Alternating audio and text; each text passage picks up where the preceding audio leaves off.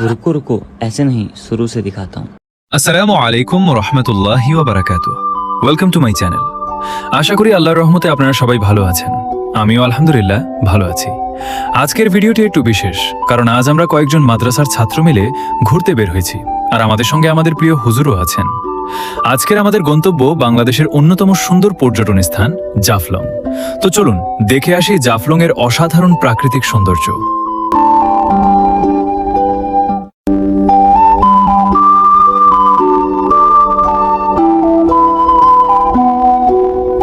আলহামদুলিল্লাহ আমরা অবশেষে জাফলং এ পৌঁছে গেছি।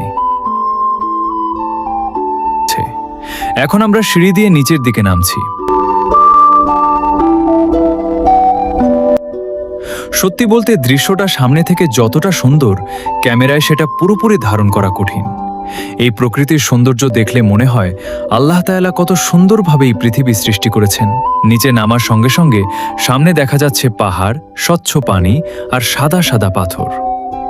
এখানে আসার পর প্রথমেই চোখে পড়ছে চারপাশে সবুজ পাহাড়। পাহাড়ের বুক থেকে নেমে আসা ঝর্ণার স্বচ্ছ পানি আর পানির মিষ্টি শব্দ পুরো পরিবেশটাকে আরো সুন্দর করে তুলেছে।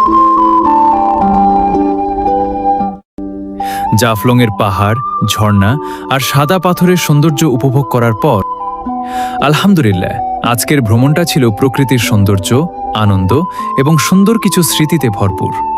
আশা করি ভিডিওটি আপনাদের ভালো লেগেছে।